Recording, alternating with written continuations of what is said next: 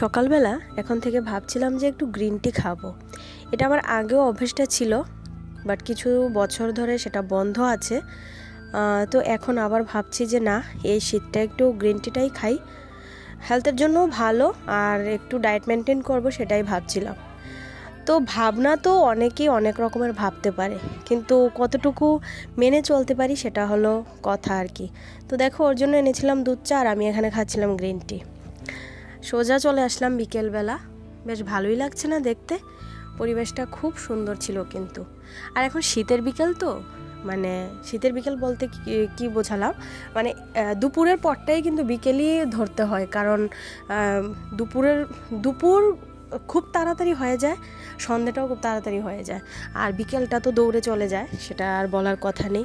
দেখতে পাচ্ছ, এগুলি কিন্তু আমাদের বাড়ির গাছের জলপাই, দেখতে বেশ ভালো লাগছিল কিন্তু। আর সবাই দেখছিল, কারণ একটা কথা বলি, এই গাছটা তোমাদের দাদাভাই নাকি লাগিয়েছিল। তো এই গাছটার থেকে জলপাই আমরা কোনোদিনও খাইনি। আমি তো এই 5 বছর মাত্র হলো, আর গাছটা লাগিয়েছে অনেক বছর হয়েছে। তো গাছটাও না অনেকটা লম্বা হয়ে গেছে। এটা ছোট একটু ডালপালা বেরিয়ে তারপরে ফলটা বেরোবে, এরকম না হয়ে এটা একদম অনেক লম্বা হয়ে গেছে, তারপর প্রচুর জলপাই ধরছে। বাট আমরা কোনোদিনও খেতে পাইনি, কারণ হলো আমাদের বাড়িতে আছে বানরের বাসা, ওরাই খায় যতটুকু না ততটুকু ফেলে, ততটুকু কি করে কি না। তো এদিন ফুলদা ওই 2জন লোক এনেছিল, 2টা ছেলেকে এনেছিল, বলেছে এগুলি পেরে দিতে। যাক, ওই ছেলেগুলিই পেরে দিয়েছে।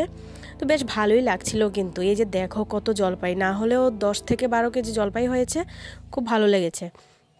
কিন্তু দুর্ভাগ্যবশত খেতে পারিনি, আচার বানাতে পারিনি। মানে এটা তো কয়েকদিন আগের ভিডিও, তাই জন্য তোমাদের বলছি যে ব্যাক টু ব্যাক প্রোগ্রাম চলে আসছিল, যার জন্য এগুলির দিকে নজর দেওয়ার মতো টাইম ছিল না। সত্যি মানে বললাম না, যতই ভাবি না কেন এই করব সেই করব, কিন্তু সময়ে কিন্তু সেই রকমটা আসলে হয়ে ওঠে না বা করে উঠতে পারি না। আবার এইদিকে আমাদের ঘরের পেছনে একটা নারকেল গাছও আছে, ওইখান থেকে আবার 2টো ডাবও পেরেছিল। তো একটা ডাব এখন শানু কেটেছে, এখন এটা খাওয়া হবে।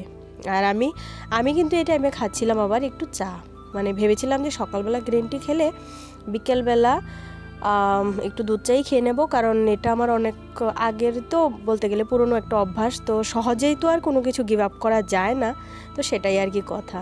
তো এভাবেই বিকালটা কাটালাম। আর এখন সন্ধ্যাবেলায় ভেবেছিলাম একটু আলু পরোটা বানাবো।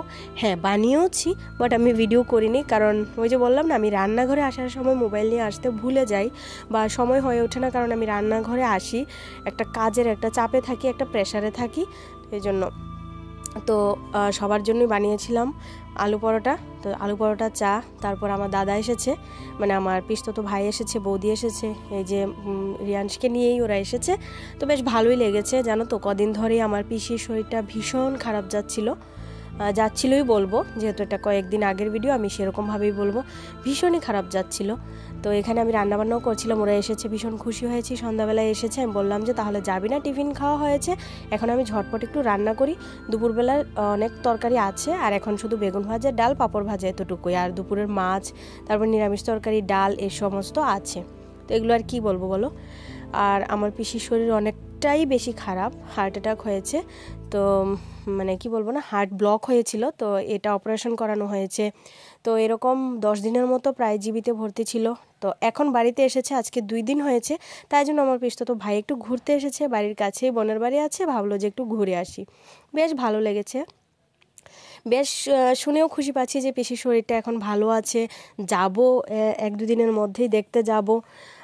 এতই যে দুর্ভাগ্য না, 2024টা যে আমাদের কি যাচ্ছে, মানে কি বলবো, শুধু দুর্ভাগ্যের পরিহাস বলে না, এই 2024এই কিন্তু হচ্ছে। তোমাদের কেমন যাচ্ছে জানি না, তবে ভগবানের কাছে এটাই প্রার্থনা করি, এরকম বছর যেন আর কোনো দিন কারোর জীবনে না আসে।